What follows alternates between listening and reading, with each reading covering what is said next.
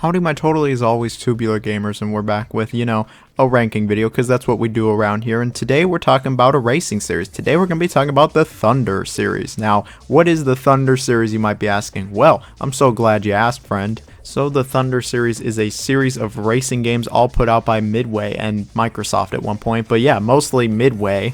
And these were all very arcade racers, like grade A 90s arcade racers, where you'd find one of these machines. I mean, I could still kind of find one of these machines in a movie theater, sit down, play a couple minutes of it, and that's it. Almost all of these games have been released on a console at some point, but they were through and through arcade racers. And these were all very unconventional racing games for the time, especially in the arcades. Most arcade racers were like Daytona or Ridge Racer. And on the home consoles, games like Gran Turismo were really popping off. These games, very unconventional. Like Hydro Thunder and its sequel had you in boats. Artic Thunder had you in like snowmobiles. Yeah, it was not what you would normally expect from a racing game. And people loved these games. They loved how different they were from all the other racing games on the market. They loved how arcade they were. They loved how crazy they were. They loved the charm, the atmosphere that Midway games just kind of provided in the 90s. And yeah, I really have always enjoyed the Thunder series as well. I've played my share of Thunder games in the arcades, and I've never not had a good time with these games. All of these games are fun arcade racers that you turn your mind off for a couple minutes, do some quick racing, and then you're on to the next game or part of your life or whatever it is. All of these games have seen some kind of home release over the years. A couple of them, like Hydro Thunder, have seen many releases over the years, and so I'm just going to be looking at what is considered, I guess, the best version of them. And what we're going to be doing here is ranking them worst to best, giving them all a little reviews, stacking them up against each other, seeing how they compare and contrast. If you're unsure which games are in the Thunder series, that's Hydro Thunder, Four-Wheel Thunder, Offroad Thunder, Artic Thunder, and then Hydro Thunder Hurricane. So let me know down below your favorite games in the series, or why you disagree or agree with my opinions. Like, share, comment, sub if you like ranking videos. We're trying to do a video like every day, ranking videos all day long. We're looking at a bunch of games. Let's just get right into it. Out of these 5 games, what do I think is the weakest? And so here we have Four-Wheel Thunder releasing for the Dreamcast in 2000. Now, Four-Wheel Thunder originally was a separate racing game. However, it seems kind of in the last minute, Midway just kind of threw the Thunder title onto it and said, yeah, it's part of the Thunder series. And it kind of feels like they did exactly just that, because while it does have some Thunder elements, it doesn't really play much like the other Thunder games in this series. It plays more like a traditional racing game. I mean, it's still absolutely an arcade racer, and it still is a blast to play. It just feels a bit more standard than some of the other Thunder games here. So instead of it being some kind of crazy vehicle, it is monster trucks, ATVs, or buggies. Okay, maybe that is a little crazy, but it's not, Hydro Thunder crazy. Anyway, there's 12 tracks in this game across 6 locations, and what are you doing? You're racing. You're all racing each other. There's a little variety here. Some of the tracks are indoor, some of them are outdoor, some of them have a lot of dirt, some of them don't have a lot of dirt. I mean, yeah, there's a decent variety here. There's a number of different vehicles you can drive in this game, and I think they control all right enough. I'm not going to act like the control is great in this game. It's okay, but I've certainly seen better from this series alone. The track design is alright as well. It wasn't anything too special, but it seemed more than fine enough. The game actually does get decently challenging. In fact, some of the later tracks actually get really challenging, and this game can get pretty tough. I mean, it is an arcade racer, so you kind of always expect them to cheat a little bit, some rubber banding, but yeah, this game, it does actually get tough. But I still did have a good time with it. The game looks nice, and there is multiplayer. In multiplayer, there are some other modes you can do than just racing each other, but I've never actually tried the multiplayer for this game. And so overall, Four-Wheel Thunder, it's a fun little time. It's nothing too crazy. It's not going to wow you. It's not going to blow your cock off and be like, wow, this is one of the best racing games ever, one of the best racing games on Dreamcast. No, it's not that at all. There's plenty of other great racing games on the Dreamcast I'd rather play over this, but it's still a fun little time. And here we have Offroad Thunder, originally releasing in arcades in '99. It actually did not get a console release until Midway Arcade Treasures 3, which came out many years later. So as the title implies, this game is completely off-road. You'll see yourself driving in the dirt. You'll be in monster trucks, dune buggies, things with giant wheels. The whole game is off-road. And I know what you're thinking, well, how is this any different from Four-Wheel Thunder? It sounds very, very similar. And it is. This game actually did come out first, though. And it feels much, much more like a Thunder game than Four-Wheel Thunder ever did. Four-Wheel Thunder, it's a fun little arcade racer, but it just didn't have that Thunder feel to it. It didn't feel as crazy. And this game, oh, it absolutely feels as crazy as the other Thunder games. You'll find yourself going at ridiculous speeds, going off these giant jumps, doing these quick turns, and yeah, it's actually really fun. A lot of these courses are decently well designed. They do get a little out there, especially by the end, but the main mode, rally mode, it's a really good time racing. But as I just mentioned, there's actually more than one mode. So there is the rally mode, which is the main racing mode, which is what I always played growing up. But then I realized there's actually two other modes here. There's demolition, where you run into other cars without getting caught. If so, the game will be over. I mean, this is fine for what it is. It's nothing too special. And then we have snag the flag, which is where players must win the game with the flag. When an opponent overtakes the player loses the flag to the opponent. There are 4 opponents in this mode. This mode is a little unique. I mean, in the end, it's not all that different from racing. Instead of just being the first person to finish the race, you just want to be in first place long enough. And really, you just want to be in first place as long as possible. I'd still say the rally mode is like the main mode here, though. That's what I've always had the most fun with. And yeah, this game, it's a blast. You know, when it comes to the presentation, it looks alright for the time. It's got some decent music to it. When it comes to the vehicles, I think there's an alright selection here. They all handle decently well. It does feel very, very arcade, I will say that. If you're looking for something even slightly close to realistic with like traction and mud actually affecting shit, you're not going to find that here. This game just goes balls to the walls for the most part. I mean, you even collect canisters of nitro to tell you how realistic, or really not realistic, this game is. I always thought it was a bit strange this game never got a home release until that arcade collection, which really was just kind of a port of the arcade game. I think this game always deserved a home release because it's still a ton of fun. Like, the game is still a blast. It's one of the best off-roading games from the 90s for sure. I mean, I'd rather play this game over like Monster Truck Madness. The game's still pretty fun, and I wish we could one day get a re-release, but I'm pretty sure like all of these games outside of Hydro are pretty much forgotten. So, you know, if you ever see it in arcade, try it. Otherwise, it's on that Midway Arcade Collections, which is a great collection, by the way. And so here we have Artic Thunder releasing for the arcades originally in 2000, but also the PS2 and the Xbox in 2001. Now, Artic Thunder is one of the more unique racing games that I've ever seen, actually. It sees you racing on snowmobiles. You're going through very snow-covered environments, whether it's mountains or cliff sides or maybe some abandoned facilities. There's snow everywhere. You're on your snowmobile and you're just racing each other. Now, Artic Thunder is really arcade when it comes to its driving, when it comes to its physics, its controls, how the game plays, the courses, just how crazy it all gets. It's very arcade. And if you love those 90s arcade games, or you love classic arcade racing games, I'm gonna just tell you right off the bat, you're really gonna like Artic Thunder. In the arcade, this game's even more immersive with its setup, and it actually shoots like wind at you. It's very cool. I've always played the PS2 version, which is probably like the worst version, but yeah.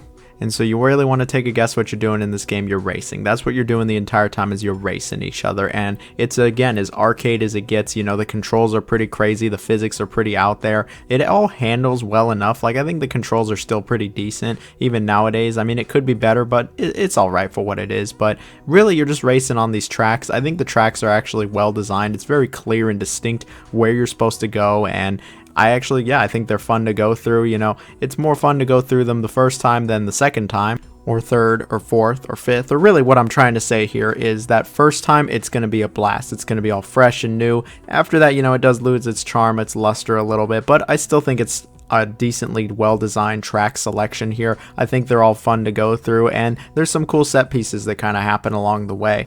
The environments are all very unique. I can't really think of many racing games, if like any racing games, that take place on snowmobiles in such Arctic environments. So it's got that going for it. The aesthetic is very unique, and again, very arcade. Reminds me of like Wave Race actually, but still cool. And you know, it's still fun to drive around on these snowmobiles. I think that if you pick up this game nowadays, it might take a second to get used to it, but you can get used to it just fine. There are actually items you get in this game. You can actually attack the other players, which is cool. It's fun to attack them and try to take them out, and anything to win the race, honestly. Anything at all to win the race. Win by any means in this game. And then you can do like tricks, and there's a bunch of big jumps.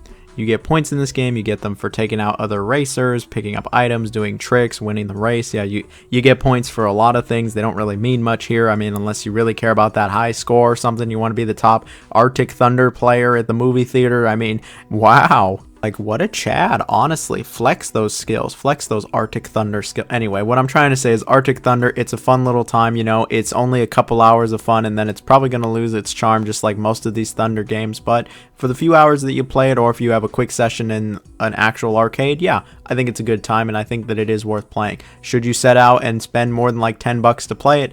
No. But fans of arcade racers, I think, will enjoy this one. And so here we have the original fan favorite Hydro Thunder, releasing in arcades in '99, but has since been released on Dreamcast, N64, PS1, and various collections. I always stuck to the Dreamcast version, that's just the version I had and what I played the most of. Now, Hydro Thunder is the rare boat or water racing game. There isn't many of these. It's pretty rare when one shows up. I mean, there's Wave Race and Splashdown, and that's really about it with Hydro Thunder. And Hydro Thunder is one of the best. It is a very arcade racing game. Despite being on a boat, it still does play like a normal arcade racer in many aspects. You know, you go very fast, you go through a bunch of crazy courses here. There's still a time limit on all of these. You get a bunch of boosts. There's some cheating AI. There's a bunch of crazy jumps and twists and turns. Like, the track design's actually very good in Hydro Thunder. It's arguably the best of like any of the Thunder series. It's actually pretty solid. There's like 10 or 11 tracks here also, and there's a lot of variety here. You know, there's a couple standard, you know, just kind of boat race tracks, I guess, but then there's some really crazy ones like a post-apocalyptic New York where it's flooded and you're racing through the city. That's like my favorite course. That is awesome.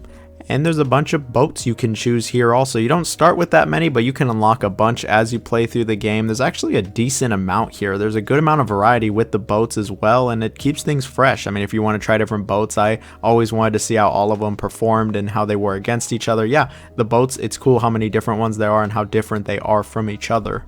And then you're going racing. You're racing each other. There's, like I said, jumps, twists, turns. You get boost. You can actually boost a ton in this game. There's like big boosts, little boosts, and boosting is essential to this game. Otherwise, you will not make it. The time limit is decently strict, and you'll be extending it out as much as you can, but it's pretty strict, especially by the end of the game. You can't be fucking up. Or you'll either come in like last place, or you just won't finish at all because you ran out of time. You didn't make it to the extender, but I think the game actually does present a pretty good challenge. It does ramp up things considerably, especially by the end, but you know, if you practice even a little bit, you try a few times, I think you're going to be just fine. And it's engaging. It's absolutely engaging. The moment-to-moment gameplay is fun. I think the game controls very well, actually. I think the water physics are also very well done. It really is that classic arcade experience just on a boat, and it's a blast. Like, it really is a ton of fun just flying through some of these courses, going off these crazy jumps with these boats where you have like a ton of boost to spare and just trying to make it to the end. There's a reason so many people loved Hydro Thunder back then and even look fondly on it nowadays. It's because not only is it unique that it's, you know, a boat racing game, but it's actually a ton of fun too. Like, every time I booted this game up, it's always been a ton of fun, and I'm just like, man, I love Hydro Thunder. I obviously wish there was a little bit more to it. You'll be done with everything in just a few short hours, and there is some multiplayer here, which is also a ton of fun, but I always wanted more from this game. I feel like I always wanted more. And you know, you certainly could have worse complaints than I wanted more of this game. It's just too short and there's not enough to it. But hey, Hydro Thunder, if you haven't tried it by now and you like racing games, especially arcade racing games, I more than recommend the original Hydro Thunder. It's pretty decently widely available, way more than some of these other Thunder games. And so, yeah, I think it's worth checking out. But here we have Hydro Thunder Hurricane releasing for the 360 in 2010. This was actually published by Microsoft and obviously has nothing to do with Midway, but it is a sequel to the original Hydro Thunder. Now, I don't know if it's a hot take to say it, but I have always loved Hydro Thunder Hurricane. I think this game is awesome and the best of the Thunder series. Like, I can recall back when it came out in 2010 going, holy shit, there's a new Hydro Thunder? That's awesome. I never thought we'd get another Hydro Thunder, and here we are, and I'm still shocked we got another Hydro Thunder. And I know it wasn't the most well received when it came out, but I think looking back all these years later, yeah, I had a ton of fun with Thunder, and I still think Thunder is great. And if you're going to play any of the Thunder games, I think this is the best one to play. So Hydro Thunder Hurricane just kind of builds on the original Hydro Thunder. I mean, you know, it's a very arcade racer. This game, it does a number of things like tighten up the controls a little bit. It's definitely a bit more tight compared to the first one's loose feeling. It looks considerably better than the original, and I thought it looked great for an Xbox Live Arcade game in 2010. And there's more boats.